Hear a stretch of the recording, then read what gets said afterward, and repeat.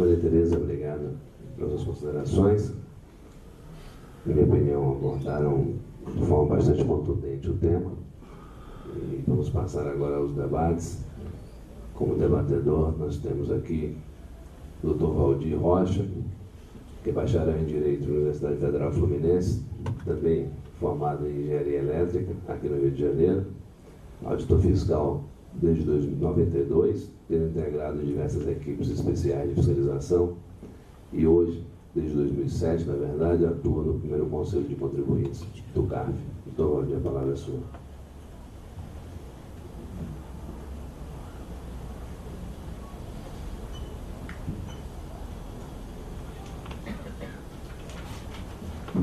Bom dia a todos. Prazer estar aqui, uma honra. Gostaria inicialmente de parabenizar a organização do evento, Dr. Leonardo Mussi, Dr. Valmir Sandri, especialmente, coordenador executivo, coordenador científico, pela seleção dos temas. Trata-se, de fato, de temas controvertidos no âmbito do CARF, e eu vejo um benefício para todos na realização desse tipo de evento, desse tipo de debates. Para aqueles que não estão no dia a dia do CARF, é uma oportunidade de conhecer as questões que estão sendo discutidas, as questões que estão causando divergências, que estão causando polêmicas, e os argumentos de cada um.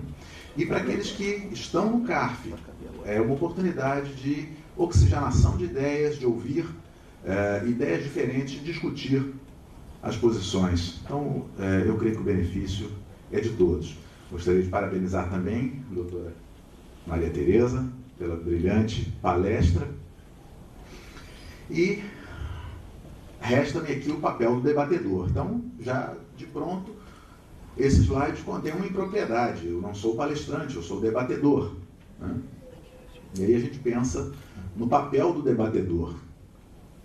Quando a gente está num evento social, qualquer situação social, uma das formas de tentar entender o que está acontecendo é entender os papéis que são atribuídos a cada pessoa. Aqui nós estamos num evento social, o palestrante tem o seu papel bem definido, o presidente da mesa, e o debatedor. Qual é o papel do debatedor?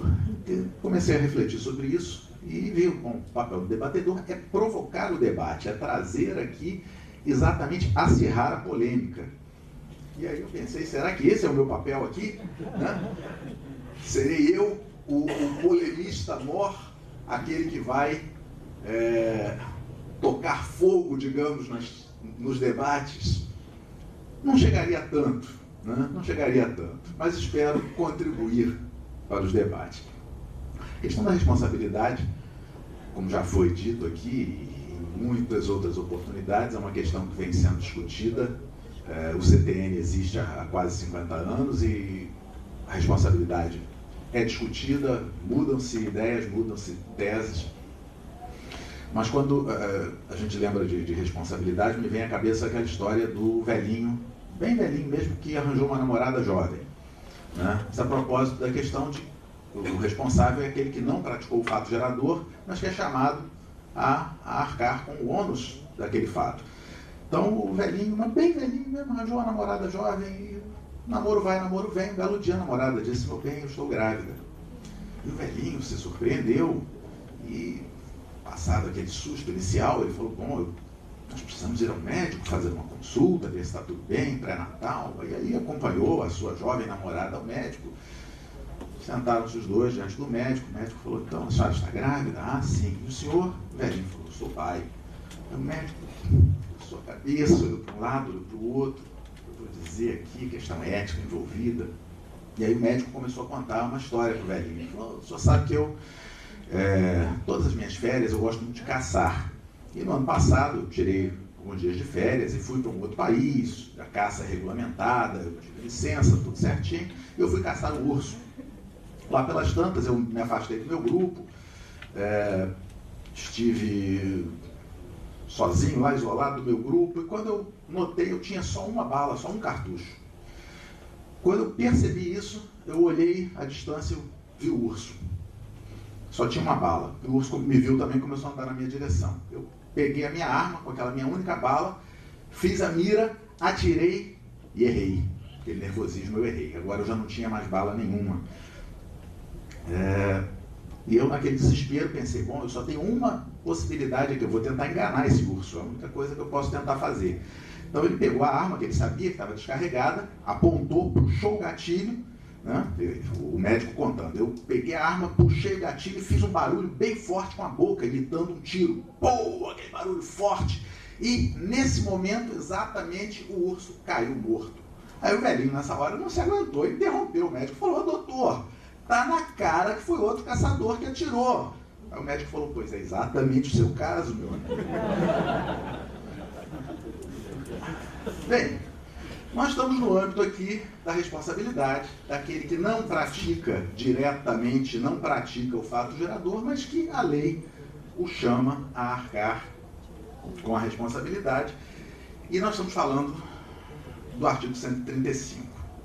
Eu gostaria de trazer, então, uma abordagem que a doutora Maria Tereza falou, embora rapidamente, mas, na verdade, o que eu me proponho aqui não é fazer uma nova exposição, eu quero trazer dois pontos. O primeiro é esse aqui, é a responsabilidade tributária na dissolução irregular, que foi abordado rapidamente pela doutora Maria Tereza. Eu gostaria de tecer algumas considerações aqui.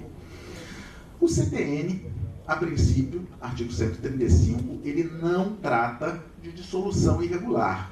Né? Nós vemos lá que ele trata de atos praticados com excesso de poderes, infração de lei, contrato social ou estatuto. E sempre me causou assim, alguma espécie o fato de que a jurisprudência costuma incluir a dissolução irregular da empresa num mesmo pacote. Né? Talvez, não estou afirmando, mas talvez trate-se de um daqueles equívocos que a doutora Maria Tereza se referiu. Né? Vejam que esse é um acórdão do STJ, onde ele fala que o redirecionamento da execução fiscal e seus consectários legais para o sócio-gerente da empresa somente é cabível quando o resto demonstrado que este agiu com, olha lá as hipóteses do 135, excesso de poderes, infração à lei ou contra o estatuto, mas aí acrescenta alguma coisa que não estava originalmente no 135, na hipótese de dissolução irregular da empresa. Observem que essa é uma tendência, eu acho que não é uma tendência nova do STJ, isso vem sendo decidido dessa forma há bastante tempo. Esse acórdão, particularmente, ele é recente, é de 2010, já no regime de recursos repetitivos. Então, eu acho que é um acórdão bastante representativo. E a questão que eu trago, que eu gostaria de colocar aqui em discussão é se é possível, vejam que a decisão do STJ ela fala do redirecionamento da execução fiscal. Então ela está num outro momento processual, ela está num momento de execução fiscal, ok? A minha questão é possível no momento do lançamento atribuir responsabilidade tributária aos sócios no caso de dissolução irregular da sociedade? Então, eu estou buscando trazer essa discussão da dissolução irregular para o âmbito do momento do lançamento e, por óbvio, da discussão administrativa nas esferas de revisão administrativa do lançamento, onde o CARF se inclui. O STJ tem um conceito de dissolução irregular, conceito que está, inclusive, simulado, súmula 435.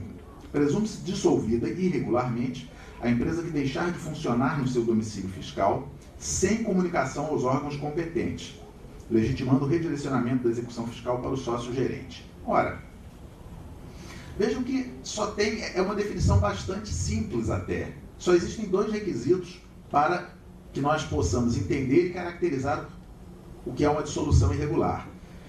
Deixar de funcionar no domicílio fiscal e deixar de comunicar aos órgãos competentes. São apenas essas duas situações, esses dois fatos que precisam ser comprovados. Mas dentro da doutrina, se nós formos ver a dissolução é uma das etapas da extinção de uma pessoa jurídica.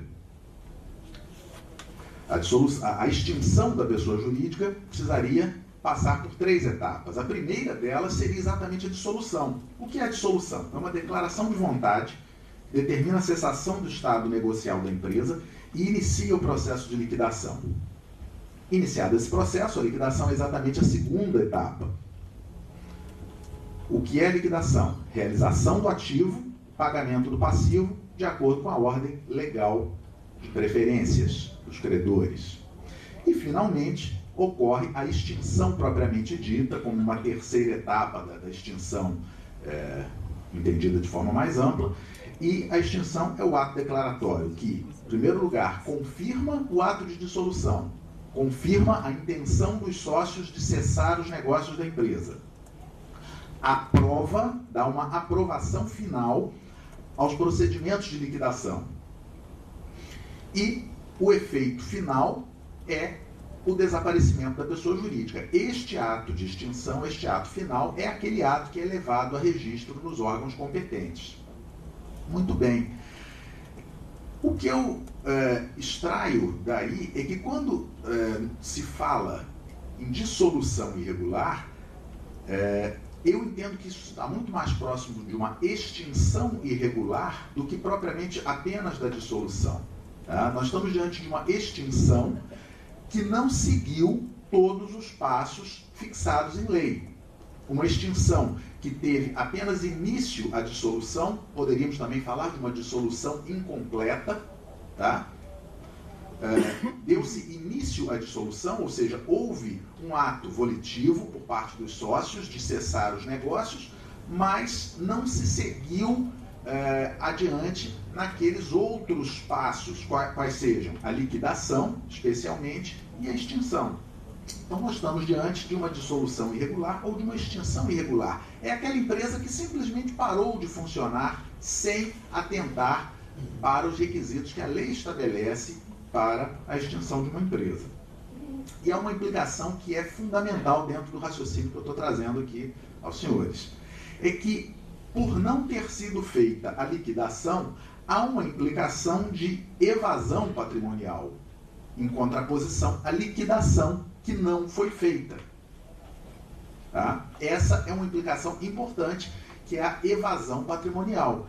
Ou seja, a realização do ativo, ela não foi feita de acordo com os requisitos legais para fins de pagamento dos credores na ordem de preferências. Bom, o que eu gostaria de ressaltar? Primeiro, já disse e repito, extinção é um ato de vontade dos sócios, da mesma forma que ocorre na constituição da sociedade. Lembre-se, para constituir uma sociedade é indispensável a conjugação das vontades dos sócios de fazê-lo, de buscar um objetivo comum e de oferir lucros com a prática daqueles objetivos, em se tratando de uma sociedade empresária. A extinção, da mesma forma, só pode decorrer de ato de vontade dos sócios. O administrador, ele não tem poderes nem para liquidar, nem para extinguir a sociedade. O administrador, ele só tem poderes para atuar na operação normal da sociedade. No momento em que a sociedade, em que os sócios tomam a decisão de cessar os seus negócios, o administrador não tem mais poderes. Essa decisão cabe exclusivamente aos sócios. Então, diante disso, a que a gente chega? Primeiro, a extinção ou dissolução irregular é um ato ilícito, ele é contrário à lei. A lei estabelece que a extinção deve seguir aquelas 3 etapas. Se não é assim, ele é um ato contrário à lei. Em segundo lugar, a extinção ou dissolução irregular só pode ser praticada pelos sócios. Ninguém mais tem poderes além dos sócios para tomar essa decisão e para fazê-lo. Então, qualquer irregularidade na extinção ou na dissolução só pode ser imputada aos sócios. E aqui há uma distinção. Nós deixamos já de lado a figura do administrador, a figura do gerente. Apenas os sócios podem estar aqui. E, analisando as repercussões tributárias, existem sim repercussões tributárias na extinção irregular. Qual é a repercussão tributária principal? Ela decorre daquela evasão patrimonial. Com com a evasão patrimonial, o direito da fazenda, a expectativa da fazenda pública de receber os créditos tributários, inclusive na ordem de preferências. A fazenda pública ocupa uma posição bastante privilegiada na ordem de preferências legais. Essa expectativa, esse direito da fazenda fica frustrado. Então, há uma repercussão tributária na dissolução irregular.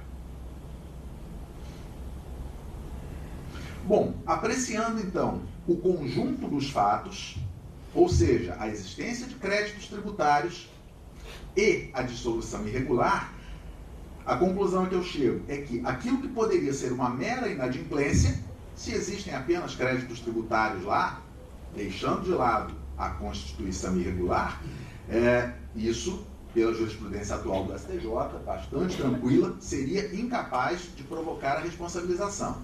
Mas a existência de créditos junto com a dissolução irregular, que é um ato contrário à lei, e um ato com implicações tributárias, a análise desse conjunto de fatos passa, a questão que eu trago aqui aos senhores, a permitir a responsabilização dos sócios com base no 135.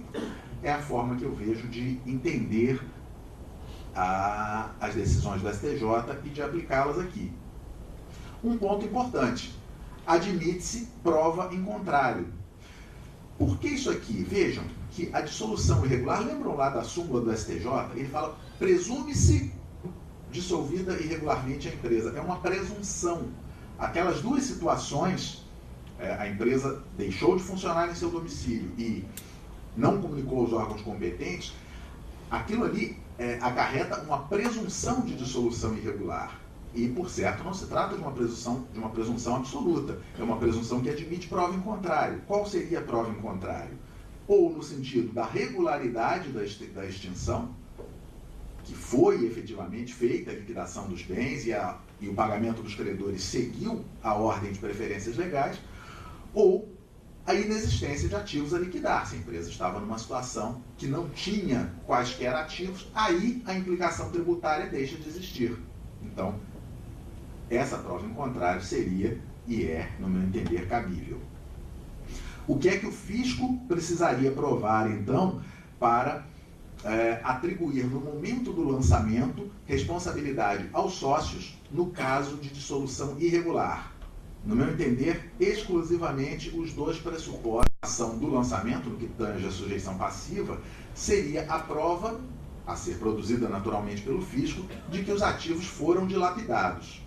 Ou seja, de que, de fato, a liquidação não seguiu o procedimento legal.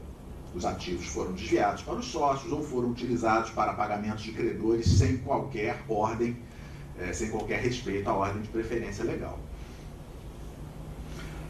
No CARF, localizei 2 julgados recentes. O primeiro é um acórdão de 2009, que diz que foi comprovada pelo trabalho fiscal a dissolução irregular da sociedade. E aí descreve algumas outras circunstâncias e que conclui que, pelo que se deve manter a atribuição de responsabilidade nos termos do artigo 135, inciso 3 do CTN. A ementa, nem tem como deixar claras todas as circunstâncias, mas deixo claro aqui aos senhores que, no caso, a manutenção da responsabilidade foi aos sócios e exclusivamente pelo fundamento da dissolução irregular. Essas outras circunstâncias não foram decisivas nesse acórdão aqui. Então, exatamente na linha que eu trouxe aqui aos senhores. Localizei um outro acórdão, este de 2007, que fala o seguinte: responsabilidade pessoal. São pessoalmente responsáveis, etc, etc. E lá no final, coroa com a seguinte frase: a dissolução irregular da empresa acarreta a responsabilidade pessoal de que trata o artigo 135 do CTN. Vejam que, neste caso também, esclarecendo, havia uma série de outras circunstâncias. Então, a dissolução irregular não foi o único fator, foi apenas um fator a mais. Digamos que foi a cereja do bolo, né? A dissolução irregular, ela veio se agregar a diversos outros fatores, no caso, prática de atos ilícitos contrários à lei, etc, etc, que levaram à manutenção da responsabilidade. Uma questão para o próximo seminário, que eu não pretendo entrar no assunto hoje, é se é uma questão próxima a essa que eu acabei de falar, é o seguinte. Não é para mim ainda não, né? Ah, muito obrigado. É se, no momento do lançamento, é possível atribuir responsabilidade tributária aos sócios quando o distrato social foi registrado no órgão competente, mas a pessoa jurídica não passou pelo regular processo de liquidação. Perceberam a diferença entre aquilo que nós acabamos de discutir? O que nós discutimos era dissolução irregular. Não houve registro de distrato social, não houve liquidação, não houve nada. Essa aqui eu acho que o próximo seminário, dentro da linha das sugestões, para o próximo seminário, e é um caso com que o fisco se depara com alguma frequência. Tá? Só para finalizar este tópico, antes de passar ao segundo. Certamente é de conhecimento de todos o artigo 78 da Lei Complementar 123 de 2006. Esse artigo e seus parágrafos 3º e 4º, eles permitem a responsabilização de sócios, administradores, gerentes, etc., etc., mesmo no caso de empresa já baixada, exclusivamente para o Simples Nacional. Né? Então, para o Simples Nacional, a situação, eu entendo que já é muito mais clara e muito mais pacífica, embora eu não tenha notícia de algum julgamento que já tenha chegado ao CARF de responsabilidade com base no artigo 78 da Lei Complementar 126. Não sei se alguém conhece, eu não tive conhecimento ainda, mas me parece que agora a disposição é bastante expressa, mas só para quem é do Simples Nacional. Para quem não é, continuaremos a discutir e a polemizar o assunto.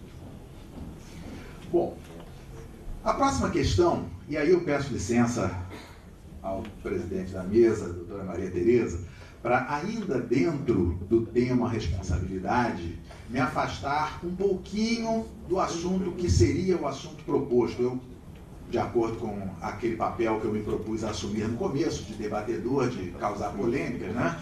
Eu teria que transgredir alguma coisa também. Eu não posso ficar tão ali pelo caderninho, eu tenho que transgredir alguma coisa. Então, eu queria trazer aqui para a discussão a responsabilidade dos sucessores, especificamente a questão da multa aplicada na sucessão, que é que eu gostaria de discutir aqui com os senhores. O contexto é o artigo 132, como também poderia ser o artigo 133. Todas as considerações aqui serão igualmente aplicáveis a um ou outro. O artigo 132 do CTN, a doutrina diz que ele trata da sucessão empresarial, né, ou sucessão empresarial por aquisição. Né? Perdão, por reorganização, por aquisição é o do 133. Então diz lá o seguinte: a pessoa jurídica de direito privado que resultar de fusão, transformação ou incorporação de outra ou em outra é responsável pelos tributos devidos até a data do ato pelas pessoas jurídicas de direito privado fusionadas, transformadas ou incorporadas. Uma primeira discussão é a aplicabilidade do artigo 129 do CTN. Qual é a discussão? É que tanto o 129 quanto o 132 e o 133, eles estão numa mesma seção do Código Tributário, uma seção que se chama Responsabilidade dos Sucessores. E o artigo 129 é o primeiro artigo desta seção. Ele traça, digamos assim, regras gerais a serem aplicadas dentro da seção. E ele fala que o disposto nesta seção, responsabilidade dos sucessores, aplica-se por igual aos créditos tributários, e aí eu sublinhei a expressão créditos tributários, definitivamente constituídos ou em curso de constituição à data dos atos nela referidos, e aos constituídos posteriormente aos mesmos atos, desde que relativos a obrigações tributárias surgidas até a referida data. E essa primeira discussão é uma discussão que ainda persiste no CARF. Agora, no âmbito do judiciário, eu diria que o STJ já tem uma posição razoavelmente estabilizada com relação a essa primeira questão, que é a aplicabilidade ou não do 129 em conjunto com o 132. Vejam esse acórdão de 2008, segunda turma do STJ. A responsabilidade tributária não está limitada aos tributos devidos pelos sucedidos, mas também se refere às multas, moratórias ou de outra espécie, que por representarem dívida de valor, acompanham o passivo do patrimônio adquirido pelo sucessor. Então, qual era a discussão? Era se o 132 fala em tributos e o 129 fala em créditos tributários. É possível fazer uma interpretação conjunta, uma interpretação sistemática e entender que os créditos tributários, e aí também incluídas as multas, se aplicariam às disposições do 132. Apenas esse trecho pode levar ao entendimento de que estaria sendo feita aqui uma interpretação meramente patrimonial ou meramente contábil. Por quê? Porque ele está falando aqui, ora, as multas acompanham o passivo do patrimônio, essa multa está no passivo contabilmente entendido, patrimonialmente entendido. Então, estaria se referindo aqui a uma multa anterior que já estava registrada no passivo da pessoa jurídica sucedida e, portanto, acompanharia contabilmente. Mas o restante do mesmo acórdão, ele deixa claro que não é apenas essa interpretação contábil e patrimonial que é levada em conta, e que é levado em conta, sim, uma interpretação integrada, sistemática do Código. Nada obstante, os artigos 132 e 133 apenas refiram-se aos tributos devidos pelo sucedido, o 129 dispõe que o disposto na seção 2 do CTN aplica-se por igual aos créditos tributários definitivamente constituídos ou em curso de constituição, compreendendo o crédito tributário não apenas as dívidas decorrentes de tributos, mas também de penalidades pecuniárias. Esse é aquele mesmo acórdão de 2008. Muito bem. No CARF, existem algumas situações onde não há grandes polêmicas. Quais são elas? A primeira é quando o lançamento foi feito antes do evento sucessório. Aqui a situação é tranquila. Lançamento antes do evento sucessório, tanto o tributo quanto as multas certamente, ou deveriam certamente estar registrados no passivo da pessoa jurídica sucedida, aquela pessoa jurídica que será a sucessora. Ela, ao examinar ali o passivo da sucedida, ela vai ver o que é que tem ali e no momento da sucessão, seja por incorporação ou qualquer outra forma, aquilo ali aquela multa vai ingressar no patrimônio, não tem maiores polêmicas. Uma outra situação, agora, também não é tão pacífica não, mas razoavelmente pacificada, é quando sucedida e sucessora integram o mesmo grupo empresarial. O que significa isso? Controle societário e administradores em comum. Nesse caso aqui, a justificativa é que a sucessora não pode alegar desconhecimento dos fatos. Essa é a principal justificativa. Ela não pode dizer-se surpreendida pela constituição do crédito tributário, inclusive das multas. Porque se ela já integrava o mesmo grupo econômico da sucedida, os administradores eram os mesmos, ela tinha pleno conhecimento. A situação sob discussão que eu gostaria de trazer aqui nos meus 5 minutos finais é dos fatos geradores. É quando os fatos geradores ocorreram antes do evento sucessório e, portanto, foram praticados pela pessoa jurídica sucedida e o lançamento foi efetuado após o evento sucessório em nome da sucessora com exigência de tributo e multa de ofício. E, além disso, não há qualquer vínculo entre as administrações da sucedida e da sucessora. Essa é a situação que eu entendo que é a mais polêmica, que é a situação que suscita boas discussões, acirradas discussões. Fundamentos a considerar. Primeiro, ocorrido fato gerador, nasce a relação tributária. Fato gerador tributário dá início à relação tributária. Com essa relação, existe, naquele mesmo momento, um dever para o sujeito passivo, que é o dever de cumprir com a obrigação principal, e um direito para o sujeito ativo, o direito ao crédito tributário, a receber aquela obrigação.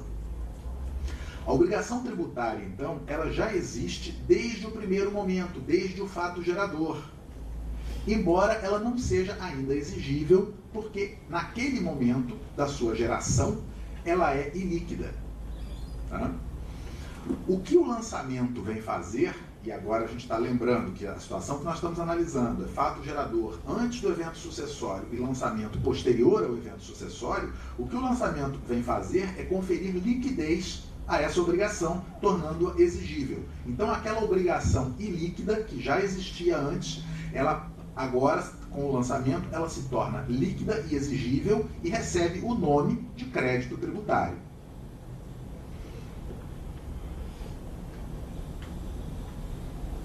Bom, e a multa nessa história? A multa é o seguinte: o descumprimento da obrigação principal, vejam que a obrigação já existia desde antes. O descumprimento da obrigação principal, que é o dever de recolher o tributo, daquele descumprimento decorre uma sanção, que é a multa. E ela se incorpora ao principal, nos termos do CTN, e já existia desde antes do evento sucessório. A multa vai junto com o descumprimento da obrigação. Irrelevante nessa situação se os valores eram ilíquidos, ou seja, se o lançamento ainda não havia sido feito. A obrigação tributária já existia e foi transmitida à sucessora. Essa é a sequência de raciocínio que eu gostaria de colocar aqui em discussão. O STJ deu uma decisão exatamente nesse sentido, uma decisão de 2009. Vejam que essa primeira parte, ela é muito semelhante, se não igual àquela primeira decisão que eu mostrei. Responsabilidade tributária não está limitada aos tributos devidos, mas abrange multas, moratórias de outra espécie, etc, etc. Até aqui não tem novidade. Nós vamos ver a sequência aqui da decisão. Segundo dispõe o artigo 113, parágrafo 3º do CTN, o descumprimento da obrigação acessória, no caso da decisão do STJ, tratava-se de obrigação acessória, mas no meu entender, o raciocínio é o mesmo em se tratando de obrigação principal, faz surgir imediatamente nova obrigação consistente no pagamento da multa tributária. A responsabilidade do sucessor abrange, nos termos do artigo 129 do CTN, os créditos definitivamente constituídos, em curso de constituição ou constituídos posteriormente aos mesmos atos, desde que relativos a obrigações tributárias surgidas até a referida data. Esse negrito não é meu, esse negrito consta da ementa do acórdão do STJ. Essa linha de raciocínio, no meu entender, em primeiro lugar, ela é coerente com o entendimento de que a expressão créditos tributários compreende também as multas. Então, é uma leitura, é uma interpretação integrada das disposições dos artigos 129 e 132 ou 133 do CTN. Em segundo lugar, ela dá perfeita aplicabilidade àquela parte final do artigo 129, que fala dos créditos tributários constituídos posteriormente aos mesmos atos, desde que relativos a obrigações tributárias surgidas até a referida data. O entendimento diferente, ele torna letra morta essa última parte do CTN. Não encontro uma aplicação se nós não entendermos da forma como exposto. E além disso, essa linha de raciocínio ela é consentânea com o caráter objetivo da multa de ofício. Vejam que nós estamos tratando daquela multa de ofício aplicada ao lançamento que é devida diante da falta de recolhimento do tributo. Não se cogita, nós não estamos tratando de multa qualificada aqui, estamos tratando da multa de 75%, aquela multa pela falta de recolhimento. Caráter estritamente objetivo. Né? Algumas pessoas, ao argumentar sobre esse assunto, trazem aquela linha do direito penal de que a pena não pode ultrapassar a pessoa do infrator, né? A pessoalidade da pena. Eu creio que em direito tributário nós temos que encarar esse princípio com alguma reserva. Ele não pode ser levado com tanto rigor quanto lá no direito penal.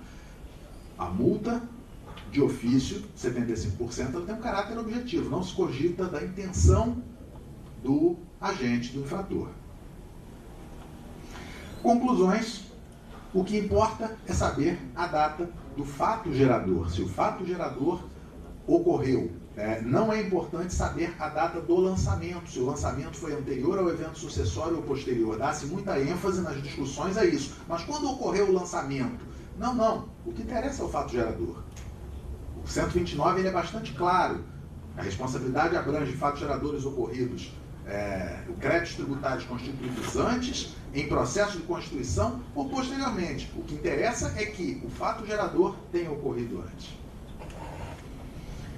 E minha conclusão é que a sucessora responde sim por créditos tributários, inclusive multas, correspondentes a fatos geradores ocorridos antes do evento sucessório, ainda que o lançamento venha a ser feito após aquele evento. Senhores e senhoras, me resta agradecer a atenção e esperar que eu tenha estado à altura daquele papel que me foi atribuído. Obrigado pela atenção de todos. Devolvo então a palavra ao presidente para o debate.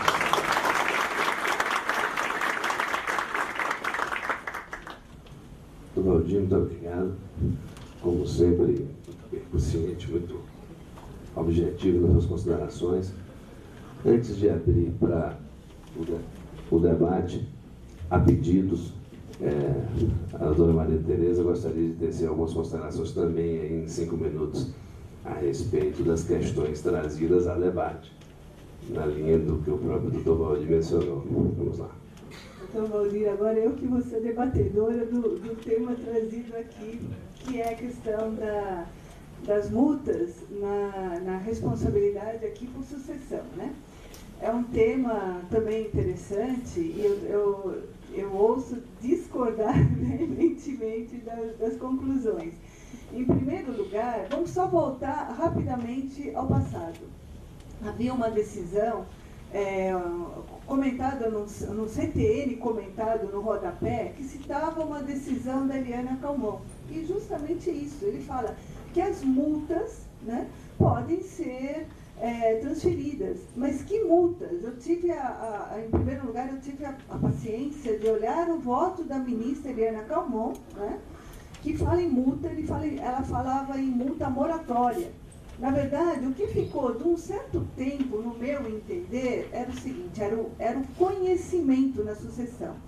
Se o contribuinte declarava o débito da CTF, na DIPJ, em algum local, claro que na sucessão havia o conhecimento daquele débito. Então, a multa de mora era devida, né?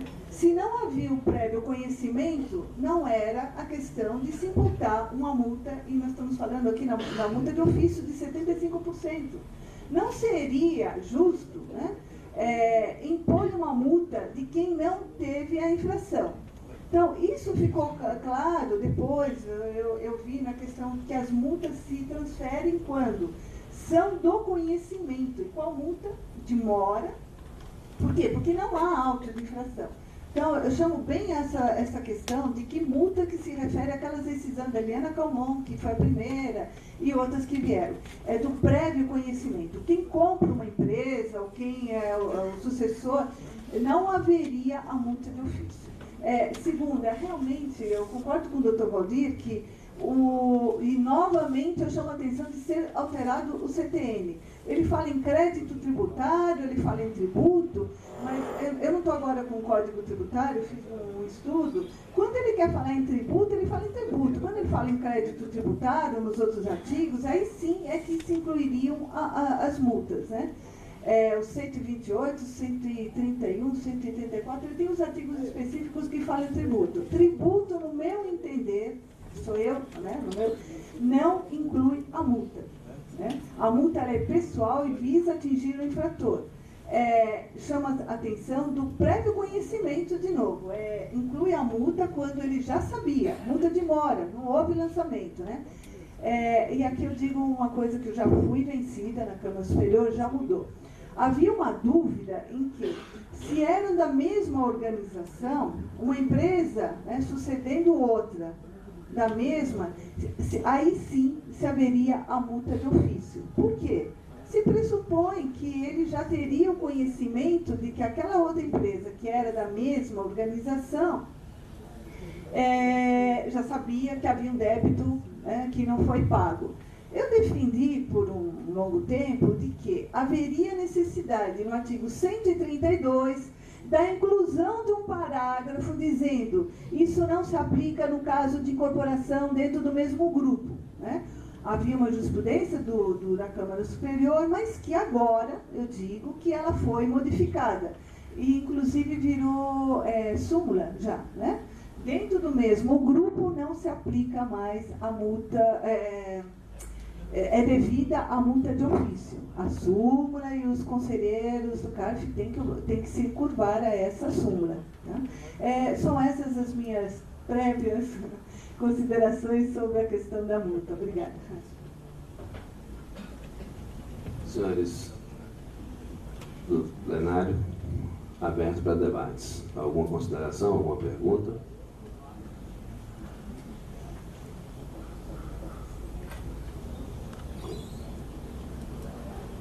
Eu teria apenas uma consideração em relação à palestra do Dr. Valdir.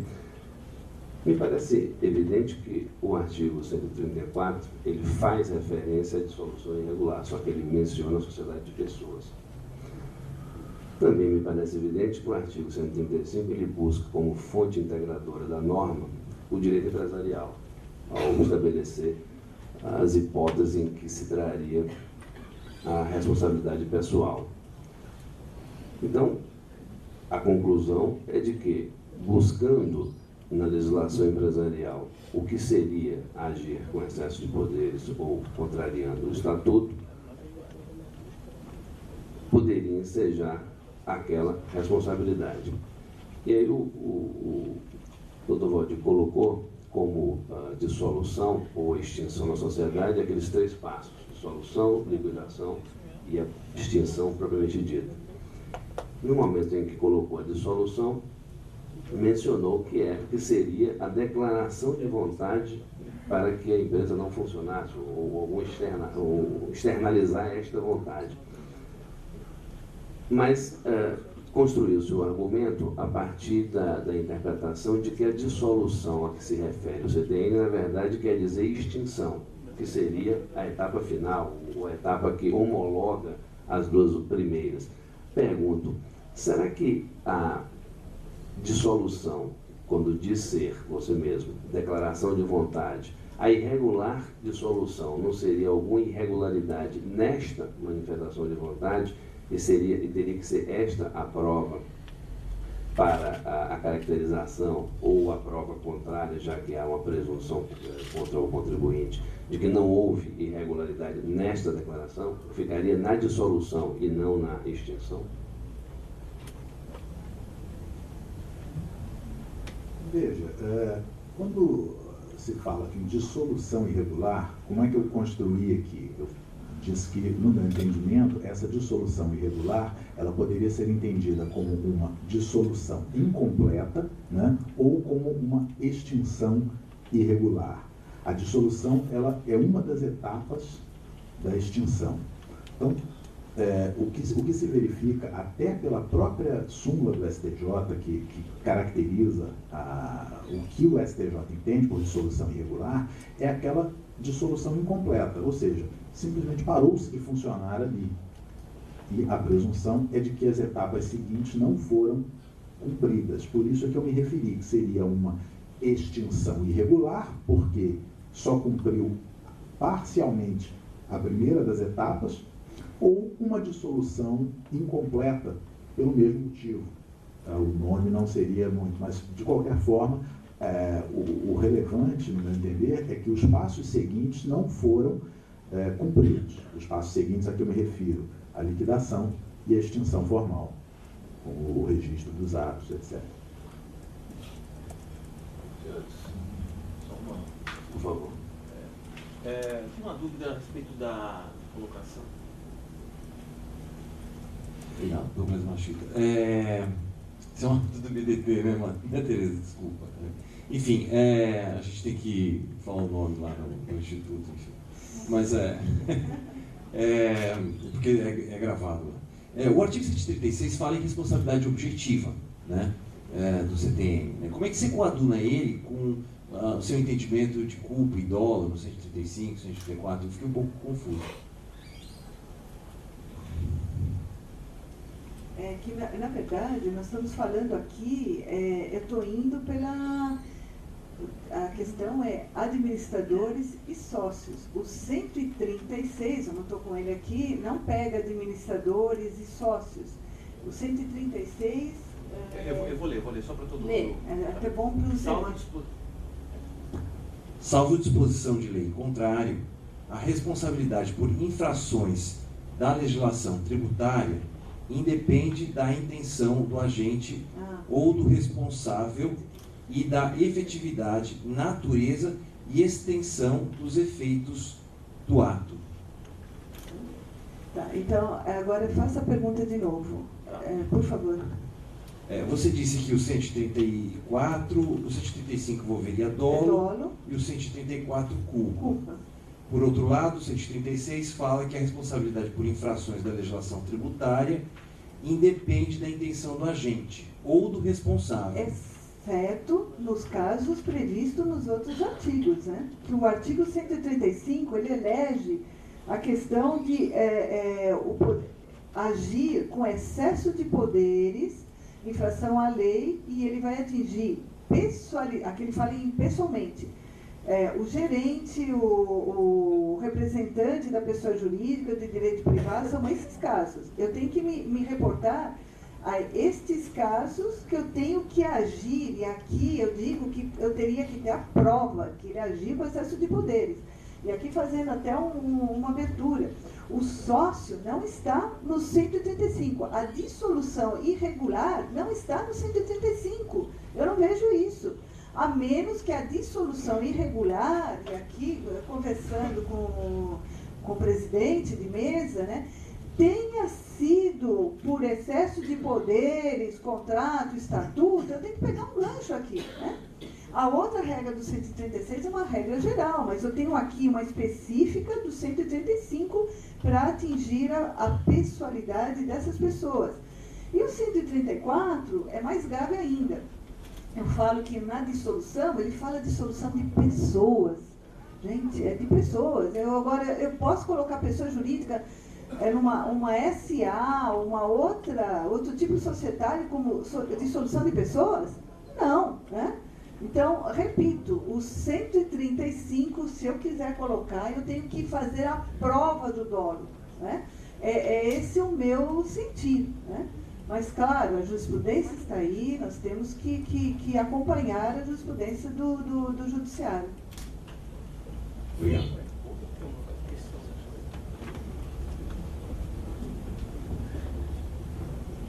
Bom dia. Eu gostaria de fazer uma pergunta aos debatedores a respeito, particularmente, do papel dos procuradores de sociedades como responsáveis tributários nos casos de dissolução irregular e em outras hipóteses.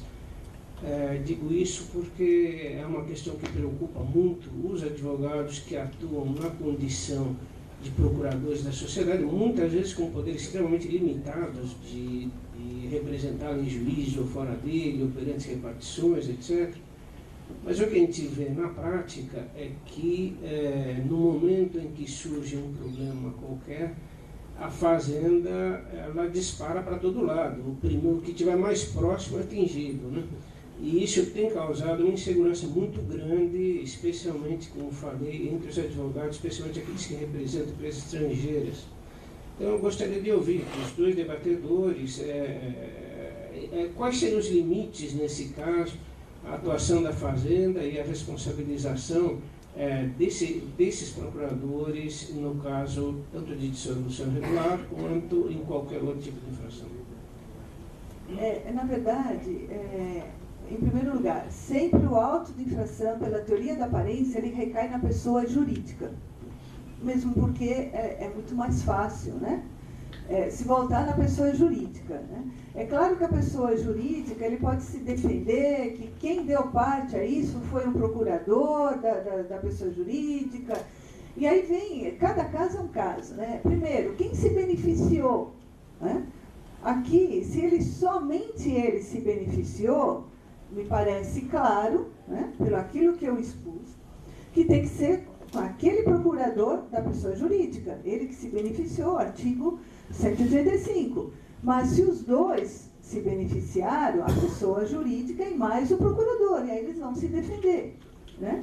135, ele é representante da... mandatário, que é só... Aqui é 134, né? Cai de novo. Eu estou indo até pela literalidade do CTN, né? Agora, se for um representante legal da pessoa jurídica, aí fica claro, né? Se for só um procurador, aí no 134 ele vai ter que responder. Só complementando essa questão da responsabilidade atribuída a procuradores, né? A doutora Maria Tereza, ela já havia mencionado, eu concordo com ela, que quando nós tratamos de responsabilidade, a questão probatória ela é fundamental. Então, cada caso tem que ser analisado com as provas de cada caso, né? Minha opinião pessoal com relação a administradores, a procuradores, é que precisa ficar claro que esse procurador, ele tinha poderes de administração. Se ele agiu com poderes de administração e, portanto, ele não era um mero mandatário, um mero procurador, mas ele era, de fato, um administrador, caberia, dentro das condições do 135, a responsabilidade ser atribuída a ele. Se ele era aquele procurador com poderes bastante limitados e agiu dentro desses poderes limitados, sem poder de decisão dentro da empresa, então, nessa situação, eu entendo que não caberia a responsabilidade do 135. Obrigado. Senhores, eu acho que, já apesar do debate estar bastante interessante, tendo em vista aí nosso cronograma, eu gostaria de encerrar esse painel, agradecendo ao Dr. Valdir, a doutora Maria Tereza e aos senhores pela participação. Obrigado.